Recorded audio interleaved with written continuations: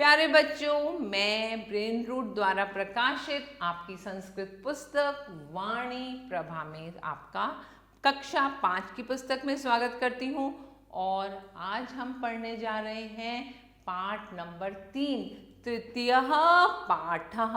पाठ का नाम है यंत्र मानवः। यंत्र मानवः का अर्थ होता है रॉबर्ट। तो आइए पाठ प्रारंभ करते हैं। आधुनिक युग विज्ञान युगम कथ्यते। आधुनिक युग को विज्ञान का युग कहा जाता है।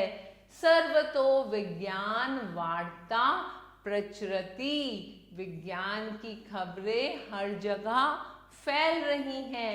वैज्ञानिक आविष्कारे जंतो महानोपकारो जातः। अर्थात वैज्ञानिक खोजों से विश्व का बहुत लाभ हुआ है। वैज्ञानिकेन लोकहितार्थ प्राकृतिक शक्तीनां वशीकरणाम यत् सकलं प्रदर्शितः तत् न विस्मर्तु शक्यते। अर्थात कोई भी वह सब नहीं भूल सकता जो वैज्ञानिकों ने लोगों के लाभ के लिए प्राकृतिक शक्तियों को अधीन करने में प्रदर्शित किया है। एषेणु आविष्कारेणु, इस आविष्कार में यंत्र मानवस्य आविष्कारस्य अति महत्वपूर्णः अस्ति। और इन आविष्कारों में मशीन मानव आविष्कारों में सबसे महत्वपूर्ण है। अर्थात हम रॉबर्ट की बात कर रहे हैं।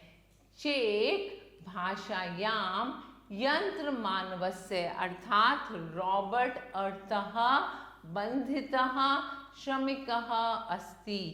चेक भाषा में मशीनी मानव रॉबर्ट अर्थ एक बंधुओ मजदूर है। अर्थात अयम यंत्रः कंप्यूटरेण चालितः भवति।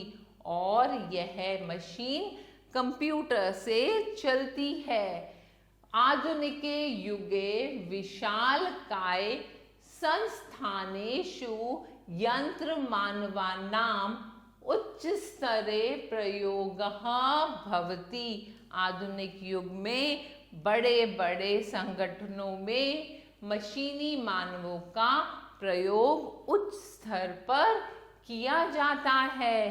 अस्थानाम निर्माण कार्येधु अपि यंत्र मानवा अनिश्चित समय पर्यटन शिथिलम बिना कार्यम कर्तु शक्योति। अर्थात संसीनों में निर्मित के मशीन मानव अनिश्चित काल तक बिना विश्राम किए कार्य करने वाला प्रथम देश है। आधुनिके युगे जापान यंत्र मानवानां प्रयोगे सर्वप्रथमा अस्ति। तो जापान में, यहाँ पर हमने लिखा है 1980 में, इस वीत में जापाने षष्ठी सहस्त्रयंतः मानवानां विभिन्नेषु संस्थानेषु उत्पादन कार्येणु नियोजिता। अर्थात 1980 दशक में जापान ने विभिन्न संस्थानों में हजारों मशीनें उत्पादन में कार्यरत की। अर्थात 1980 में इनका प्रयोग जापान में शुरू हो गया था। वर्तमान काले अस्य संख्या वृद्धि प्राप्नोति। और वर्तमान काल में इसकी संख्या बढ़ रही है। इमे लघु वस्तुनि अपि उत्थापने सक्षमः भवन्ति। वे छोटी वस्तुओं को भी उठाने में सक्षम है। ते संवेगेन स्पर्श अनुभवन्ति। वे आवेग के साथ स्पर्श का अनुभव करते हैं। तो इस प्रकार हमने सीखा कि कैसे हम रॉबर्ट का यूज करते हैं अपने दिनचर्या में। वर्तमान काले यंत्र मानवा शल्प क्रियायाम चिकित्सकानां साहास्यं कुर्वन्ति।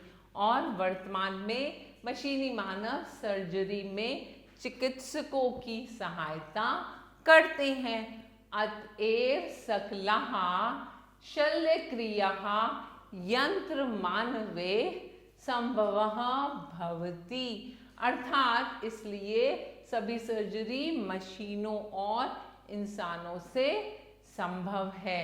1988 ईस्वी में यंत्र मानवानां सहाय्येन हृदय शल्यक्रियायां षष्ठ हृदय रोगिणां शल्यक्रियायां सफलम अभवत्। 1988 में मशीन की सहायता से हृदय की छठी सर्जरी सफलतापूर्वक की गई। और इसके बाद है आगामी वर्षेषु विभिन्न देशेषु यंत्र मानवानां उपयोगम अधिकम भविष्यति।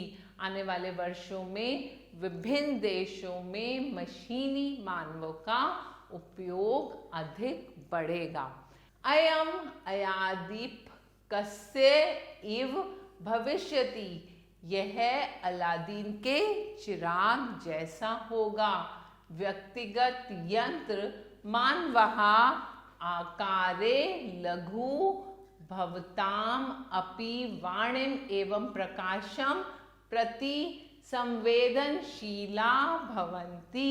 व्यक्तिगत उपकरण मनुष्य आवाज और प्रकाश के प्रति संवेदनशील होते हैं, भले ही वे आकार में छोटे हों।